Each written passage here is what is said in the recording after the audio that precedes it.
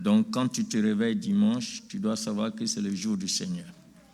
C'est dommage que le diable, lui, il veut occuper les gens les dimanches. Il est vaincu au nom de Jésus. Alors, on va ouvrir nos Bibles dans Lamentation, chapitre 3, versets 22 à 23. Alléluia. Merci, Seigneur. Béni sois-tu. Les bontés de l'Éternel ne sont pas épuisées. Ses compassions ne sont pas à leur terme. Elles se renouvellent chaque matin.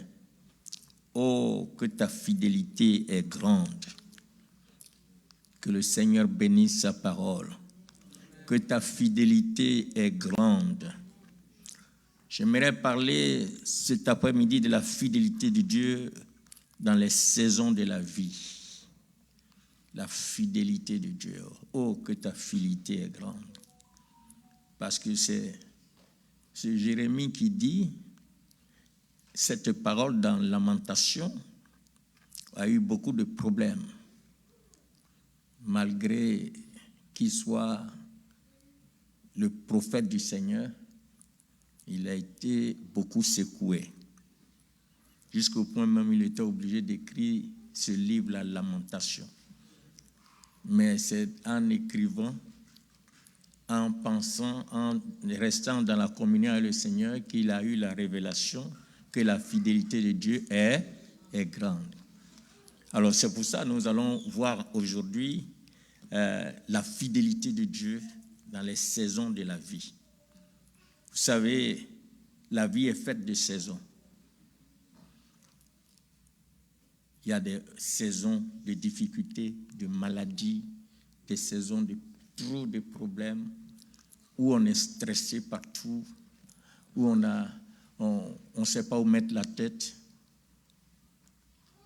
Comme la Bible le dit, je voulais comparer aujourd'hui ces saisons-là aux saisons naturelles de la vie, pour que vous compreniez que Dieu n'a pas créé les saisons pour rien, mais il faut les voir aussi sur le plan spirituel. En les voyant sur le plan spirituel, vous allez marcher de victoire en victoire. Donc nous allons prendre ces 2 semaines-là pour parler véritablement des saisons de la vie. Alléluia. Alléluia. Alors, donc, vous voyez, dans la vie naturelle, il y a des saisons. Il y a le printemps qui nous parle du renouveau, où tout est renouvelé.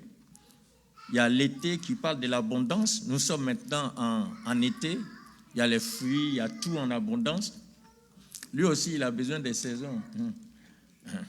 Il y a l'automne. L'automne parle de la transition. Vous voyez, quand tu es en été, vous voulez passer en hiver, il y a une saison qui arrive. On l'appelle l'automne. Et il y a l'hiver. L'hiver, ça c'est le silence total, c'est la mort. Mais vous voyez que dans chaque saison, Dieu demeure fidèle. Quel que soit l'automne, quel que soit l'été, Dieu est Dieu. Il ne change pas. Mais même si les circonstances changent, Dieu ne change pas. C'est pourquoi je voudrais vraiment, à travers ce message aujourd'hui, inviter chacun à reconnaître et célébrer la fidélité de Dieu dans chaque étape de son parcours. Il faut comprendre les étapes de notre parcours et dans chaque étape, il faut toujours se souvenir de la fidélité de Dieu. Et bénir le Seigneur. Parce que cette parole est là pour fortifier notre foi. À travers les hauts et les bas, nous devons avoir toujours une foi forte, une foi puissante. Alors, Dieu est fidèle dans les saisons. Alors, regardons la première saison. Je vais toujours utiliser les saisons naturelles. Le printemps. Le printemps, c'est la saison de commencement et de renouveau. Comme je vous l'ai dit, Dieu est fidèle dans le commencement. Parce que le printemps symbolise les débuts, les semailles, les promesses naissantes. C'est la saison où Dieu nous pousse à sortir de l'hiver intérieur. Nous avons un hiver intérieur et à embrasser les nouvelles choses qu'il prépare pour nous. Donc, tu peux connaître des printemps dans ta vie. Ésaïe 43, verset 19. On va lire ce verset. Il est dit, je vais faire une chose nouvelle, sur le point d'arriver. Alléluia. Je mettrai un chemin où? Dans le désert et quoi? Des fleuves dans la solitude. Dieu fait des choses nouvelles. Alors, quand vous êtes dans le printemps, vous devez savoir que c'est pour des choses nouvelles, parce que tout devient nouveau. Donc ça, ce sont des promesses du printemps. Regardons Cantique des Cantiques 2, versets 11 à 13. Alors voici, il est dit, on peut lire ensemble, l'hiver est passé. La pluie a cessé, elle s'en est allée. Les fleurs paraissent sur la terre. Le temps de chanter est arrivé et la voix de la tourterelle se fait entendre dans les campagnes. Alléluia. Voyez, donc dans les débuts, Dieu ouvre les portes, il renouvelle les forces, il plante des graines de promesses. On voit ici, c'est le commencement des choses. Les oiseaux qui avaient disparu en hiver, on les voit maintenant en train de venir chanter tous les matins, on les entend. Voyez, c'est le début des commencements. Et Dieu est fidèle dans les commencements. Alors, quand ta vie traverse une saison de printemps, tu ne dois rien craindre par les nouveaux départs. Les nouveaux départs, il ne faut pas les craindre. Parce que Dieu est là. Il prépare le terrain pour les nouveaux départs. Il y a toujours des nouveaux départs. Alors, quand ces choses t'arrivent, tu dois demander à Dieu d'ouvrir tes yeux à ce qu'il est en train de faire dans ta vie, ce qu'il est en train de faire de nouveau dans ta vie. Tu dois lui demander de confier, le remercier et que tes semailles soient bénies et enracinées en toi. Parce que c'est le temps aussi des semailles. Un temps de printemps. La semaine prochaine, je vais vous parler des cas bibliques, des saisons, de ceux qui ont connu des saisons dans leur vie. Mais peut-être je vous donnerai tout à l'heure un exemple quand même. Alléluia. Donc, saison de quoi? Saison de printemps. Alors, quelle saison tu traverses? Est-ce que ta saison, parce que c'est là qu'il faut savoir, le but du message, c'est de savoir dans quelle saison je me trouve. Et c'est à partir de là que tu peux formuler tes prières. Tu peux chercher comment c'est que tu dois demander concrètement à Dieu. Il faut connaître tes saisons. Alléluia. Il ne s'agit pas de venir prier ici, il faut dire, cette année-là, c'est ta saison. Mais c'est quelle saison? C'est ta saison, tu vas faire ça, tu vas faire ça. Dieu a créé toutes les saisons et spirituellement, on a des saisons.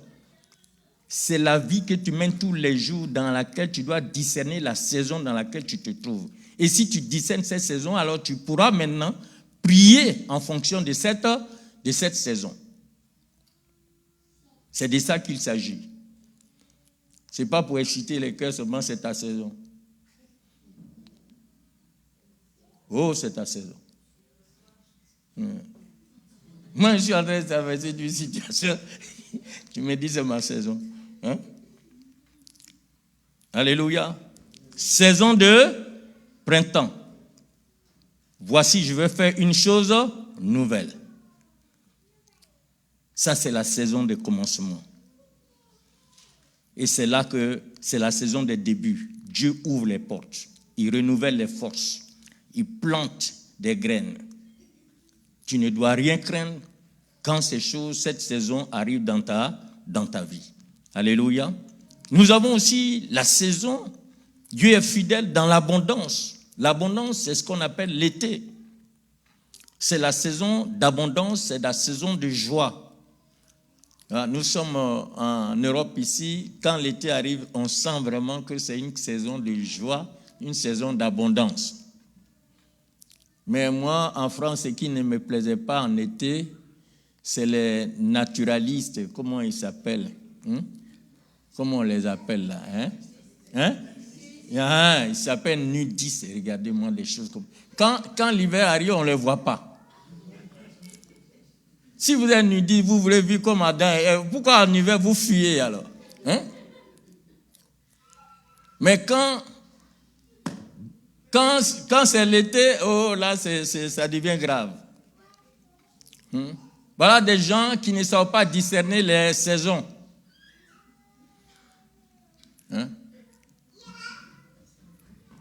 C'est pour ça aussi, spirituellement, il faut faire attention. Il ne faut pas devenir nudiste quand il y a un été.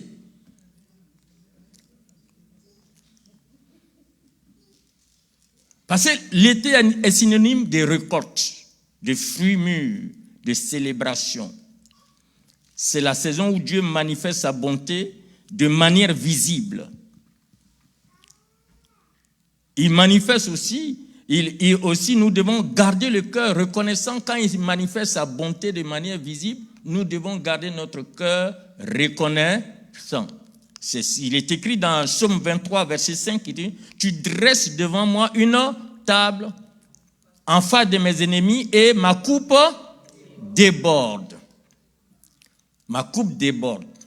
Et dans Deutéronome 8, verset 10 à 11, il dit « Lorsque tu seras rassasié, n'oublie pas l'Éternel. » Alléluia. Lorsque tu mangeras et tu te rassasieras, tu béniras l'Éternel ton Dieu pour le bon pays qu'il t'a donné. Voilà. Donc, quand l'été arrive, tu dois être reconnaissant et bénir le Seigneur. Quand ton été arrive, quand ta saison d'été arrive, il faut être reconnaissant, il faut bénir le Seigneur. N'oublie pas le Seigneur. Parce que dans les saisons de bénédiction, Dieu nous rappelle de rester reconnaissant et humble. Donc, à cette saison-là, prends ton temps pour louer seulement non seulement le Seigneur, mais loue-le de ce que tu as et loue-le aussi de ce qu'il est comme Dieu. Donc, tu rentres dans la période, c'est une saison d'adoration, de reconnaissance, d'action de grâce, de bénédiction. Et ça, ce sont des saisons aussi qui arrivent dans notre vie, des saisons spirituelles d'été. Alléluia. Alors, ces saisons-là, il y en a qui vivent peut-être parmi nous, il y en a qui vivent la saison d'été présentement, n'est-ce pas? Alléluia. Il y en a qui vivent des saisons d'été. Alors, quand tu es dans ta saison d'été, bénis le Seigneur. Sois reconnaissant. Tu dis merci pour l'abondance que tu m'as donnée. Je veux te servir avec joie. Tu le bénis parce que tu es dans l'abondance. Quand j'étais en Afrique avec mon épouse, quand on a démarré le ministère, parce que nous, c'est pas la catégorie des pasteurs d'aujourd'hui.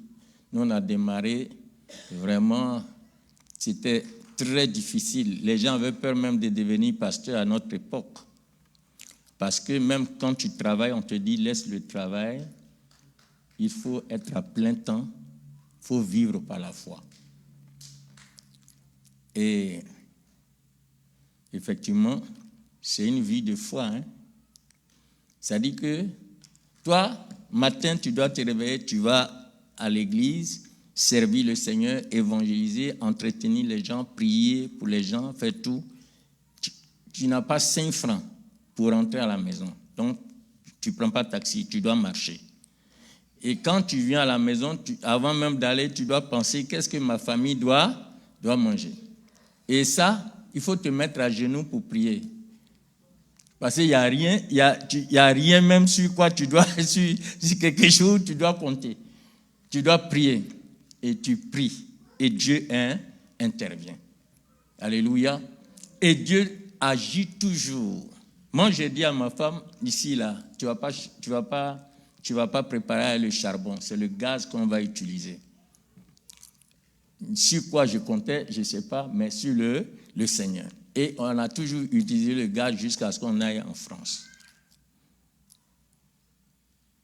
Il faut compter sur le qui? Le Seigneur. Ça, c'était une saison. Mais aujourd'hui, est-ce que je prie même pour la nourriture maintenant? Il y a des sujets, même on ne prie plus pour ça. On ne prie plus pour ça.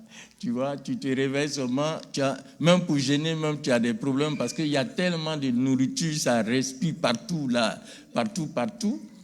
Donc, il y a des sujets que tu dépasses. Parce que quand tu dépasses, ça veut dire que tu es dans une autre quoi? Voilà. Tu es dans une autre saison. Donc, c'est ça, la saison d'été. Il faut bénir le Seigneur. Tu dis, je t'offre mes bénédictions comme louange. Que rien ne te vole la gloire, que la gloire soit à toi seul. Ça, c'est la saison d'été. Passons à la saison d'automne. Donc, nous sommes maintenant, on a vu quoi? Combien de saisons là? 2 saisons. Première saison, c'était quoi? Printemps. Et puis, deuxième saison, voilà, après le printemps, on va en été. Donc, commencement, après, c'est l'abondance. Et maintenant, on va rentrer dans la transition. Toutes ces choses-là se passent dans le domaine spirituel, dans nos vies. Donc, nous devons reconnaître la saison dans laquelle on se trouve. La saison de quoi? D'automne. C'est la saison de transition, c'est la saison de détachement. Ça aussi, ça arrive dans nos vies. Parce que l'automne marque une période de transformation. Les feuilles tombent, les cycles changent. Dieu nous invite à lâcher ce qui doit partir et à faire confiance à son processus. Ça, c'est la saison. Quelle saison? Tu dois lâcher. Les feuilles, là, les arbres sont obligés de lâcher. Ils sont obligés d'abandonner leurs feuilles. Obligés. Parce qu'ils doivent passer par cette saison. Donc, vous voyez que les changements peuvent être déroutants pendant la saison d'automne.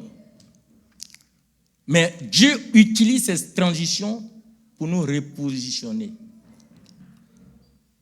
Il utilise ça pour nous repositionner. Et nous devons reconnaître ces saisons dans notre vie. Nous sommes aujourd'hui le 13 juillet 2025. Ça fait 8 mois que mon épouse est partie vers le Seigneur. Je suis dans la saison de transition. Il faut que je connaisse ma saison. Il y a un détachement. Tu es obligé, tu sais pas, tu as perdu quelque chose. Ça, c'est une saison de transition. Un jour, je parlais avec ma fille à la maison, on parlait ensemble, et puis elle a dit, le départ de maman, c'est une autre... Quelle expression elle avait utilisée? Mais quelque chose qui voulait dire, c'est une autre dimension dans laquelle Dieu nous envoie. Et après, j'ai compris que c'était une saison. Et cette saison-là, c'est la saison d'automne. Alors, quand tu as cette saison, tu ne dois pas résister à la saison du changement. Il y a des choses qui... Tu es obligé. Là où je suis là, tu es obligé. Quand je venais à l'église ici, j'avais toujours ma bouteille de Niamankou, là. Est-ce que vous voyez ça maintenant? Depuis là. Est-ce que vous voyez? Il y a des choses qui doivent changer. Ou bien, vous voyez ça ici? Pour ceux qui ont l'habitude de venir, quand j'étais avec ma femme, il y avait toujours une bouteille de jus ici. Mais ça fait 8 mois, je ne vois pas ma bouteille de jus. C'est un changement. On ne peut pas faire autrement.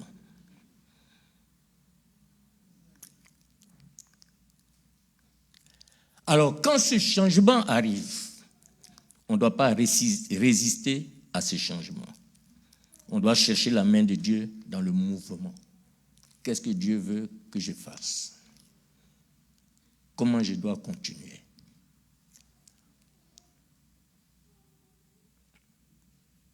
Donc, il faut prier. Seigneur, aide-moi à discerner ce que je dois lâcher pour avancer. Qu'est-ce que je dois lâcher pour avancer? Et bénis le Seigneur pour la transition. Même si elle est incertaine, il faut continuer à le bénir. Lui demander de nous remplir de paix. Quand nos repères changent, il faut toujours choisir de le suivre. Ça, c'est la saison. C'est quelle saison? Quelle saison? Non. Il faut voir dans ta vie dans quelle saison tu te trouves.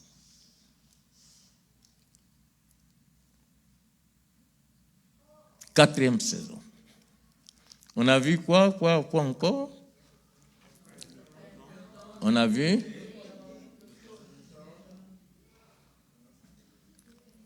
donc c'est quelle saison? Voilà. Dieu est fidèle dans les silences. Ça, c'est l'hiver. Ça, c'est la saison de silence. C'est une saison de maturité cachée. Parce que l'hiver semble figé, mais les racines s'approfondissent. C'est un temps de purification. C'est un temps d'attente. C'est un temps de foi solide, sans apparence extérieure. Tout se passe à l'intérieur. Et Dieu agit dans le secret. Ça, c'est le temps de l'hiver. Dans Habakkuk, chapitre 2, verset 3, le prophète dit, la prophétie, car c'est une prophétie dont le temps, le temps est déjà fixé. Elle marche vers son terme, elle ne mentira pas. Si elle tarde, attends-la, car elle s'accomplira certainement. Ça, c'est le temps de l'hiver, un temps d'attente. Un temps où tout est caché. Tu ne vois pas vraiment. Apparemment, tu ne vois rien. Mais Dieu, dans le secret, travaille. Il travaille dans le secret. Regardons dans le psaume 46, verset 10. Ok. Arrêtez et sachez que je suis Dieu. Je domine sur les nations. Je domine sur la terre. Arrêtez. Je suis Dieu. quelle que soit la saison que tu es en train de traverser, si c'est une saison d'hiver où tout est calme, c'est comme si tu perds des choses, tout devient sec, je suis Dieu. Je suis là. Je ne change pas. Je suis le même hier, aujourd'hui et éternellement. Je suis Dieu. Alléluia. Dieu est Dieu. Quand rien ne semble bouger, Dieu travaille en profondeur. Le silence n'est pas l'absence. Quand vous lisez le livre d'Esther, on ne parle jamais de Dieu dedans. Mais c'est pas parce qu'on n'a pas parlé de Dieu que Dieu n'est pas un Dieu absent. Au contraire, il agit puissamment. Donc, quand ce temps arrive, cultive la foi dans l'attente. Parce que Dieu prépare une percée pour toi. Vous voyez qu'après l'hiver, paf, c'est quoi qui arrive? C'est quelle saison? C'est le printemps. Tout devient nouveau.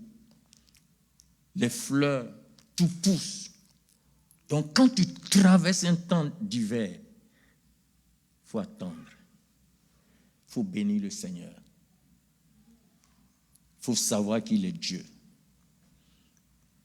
Alléluia. Pour cultiver la foi. Il faut lui dire, Seigneur, même dans le silence, je sais que tu es présent. Fortifie ta foi. Il faut lui dire, j'ai choisi de te louer sans réponse visible. Même si je ne vois rien, je vais te louer. Que ma confiance soit ma louange.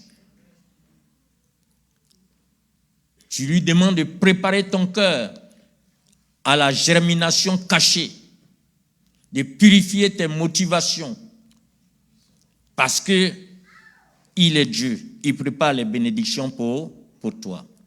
Alléluia. Et je vais terminer par la 5e saison. Et cette saison-là, elle est prophétique. C'est la saison prophétique. Ça arrive aussi.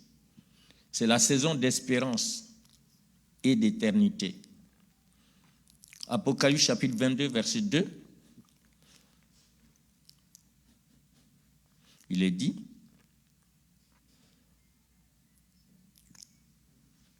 quoi?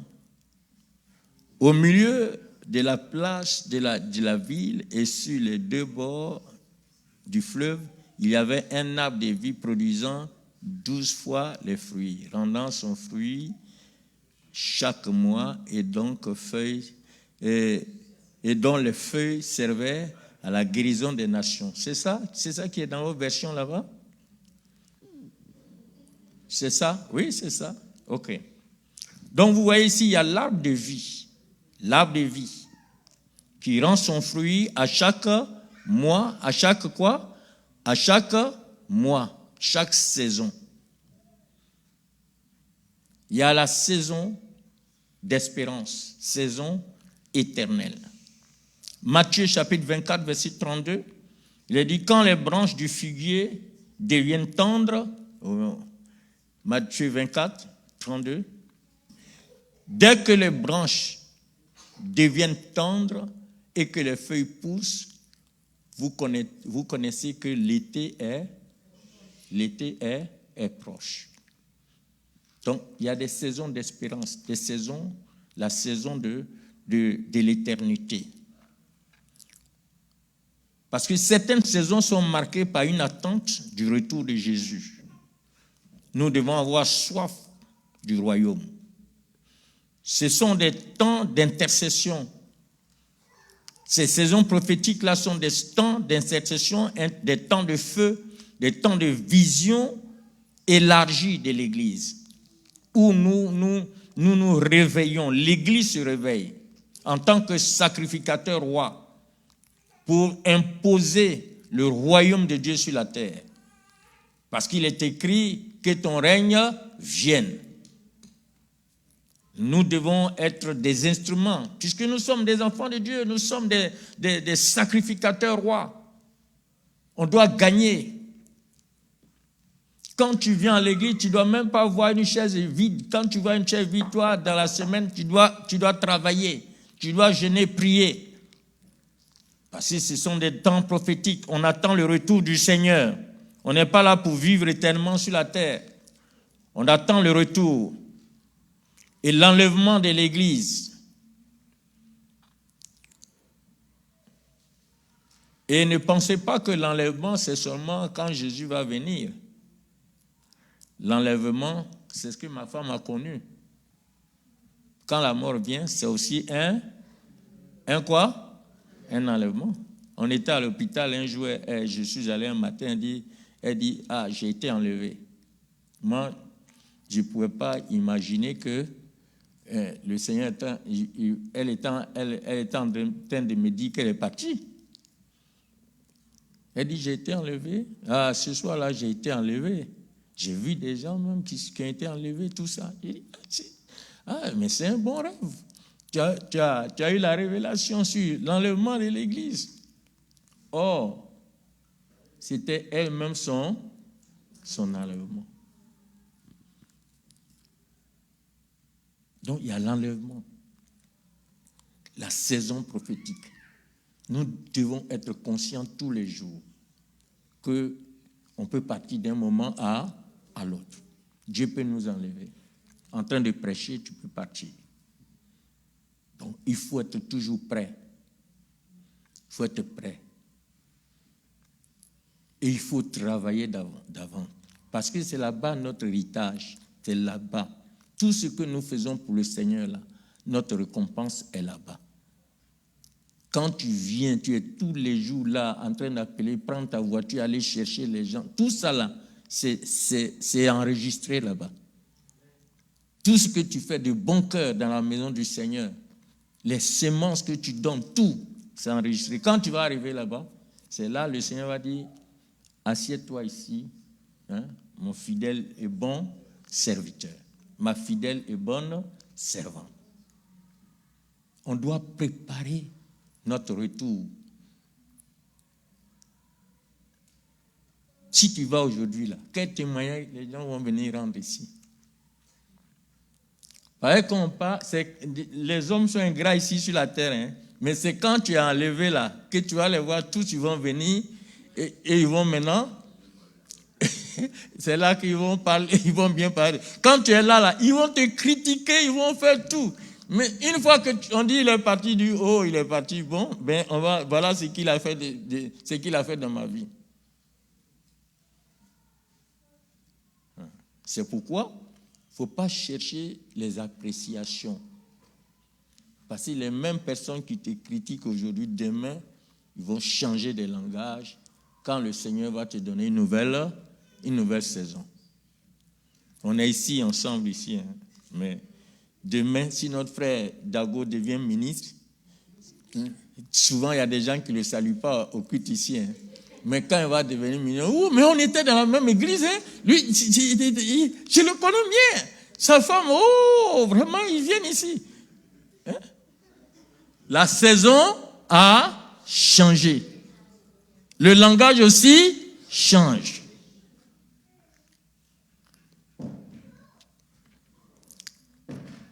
Réveille-toi, ton église, c'est cela.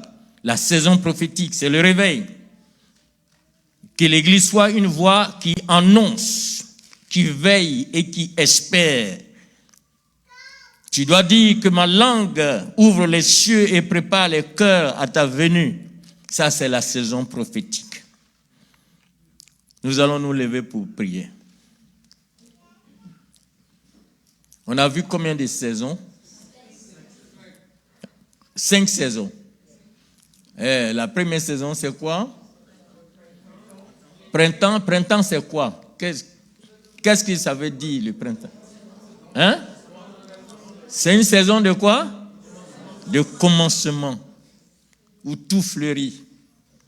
Souvent, quand on est fiancé, c'est là, on est dans la saison de printemps, tout fleurit. On est là toujours en train de chercher toujours. On sourit seulement, on marche dans les rues, on sourit seulement.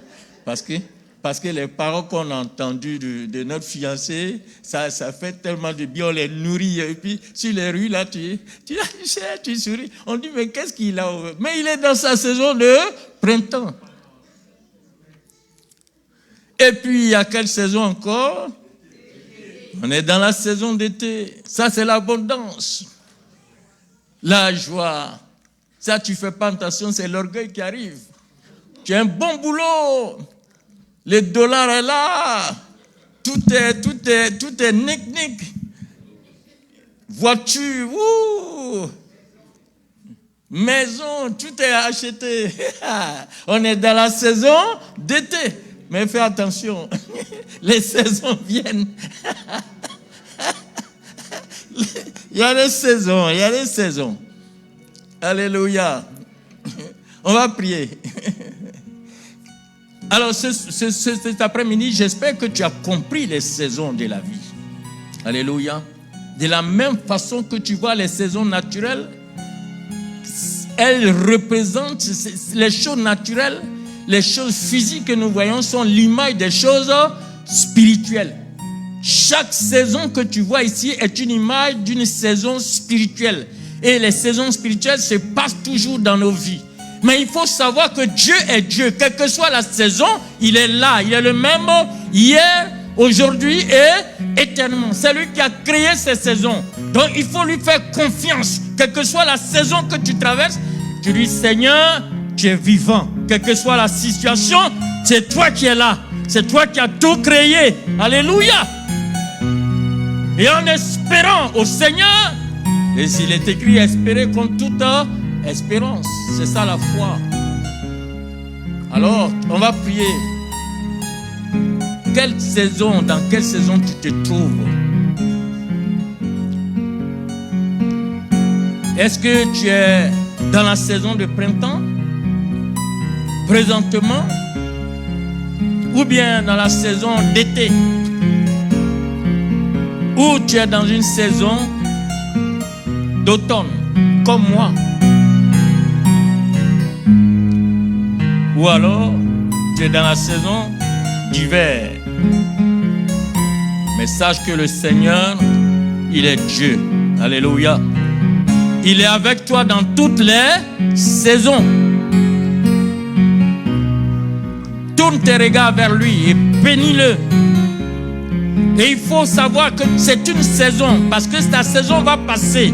Tu ne vas pas rester dans cette saison. Tu ne resteras pas dans cette saison.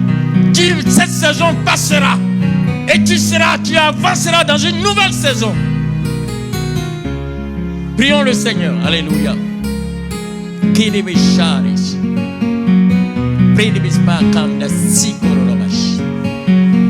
Le Dieu des saisons. Alléluia. Gloire à toi, Seigneur.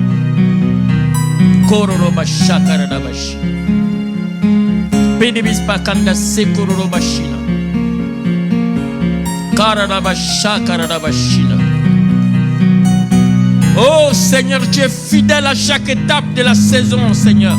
Tu es fidèle à chaque étape de la vie de tes enfants.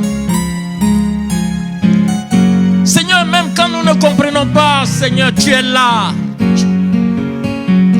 Quand nous sommes dans l'abondance, tu es là, Seigneur. Quand nous traversons le changement, tu es là. Seigneur, nous sommes dans le silence. Tu es là. Tu es le Dieu de toutes saisons. Et Seigneur, nous choisissons cet après-midi de te faire confiance. Saison après saison. Période après période. Nous voulons te faire confiance. Nous voulons te bénir, te glorifier, Seigneur. Rends-nous sensibles au temps prophétique que tu révèles, Seigneur. Que notre louange ouvre les cieux et prépare les cœurs à ta venue, Jésus. Réveille ton église, Seigneur. Qu'elle soit une voix qui annonce. Qu'elle soit une voix qui veille et qui espère en toi. En toutes choses et pour ta gloire, Seigneur. Merci. Si quelqu'un traverse une saison quelconque, en cet après-midi ici, Seigneur, tu es avec lui. Glorifie ton nom, Seigneur. Et bénis ton peuple. Merci notre Dieu toute la gloire te revienne. Merci Seigneur. Au nom de Jésus. Amen. Amen. Amen. Que le Seigneur vous bénisse. Merci.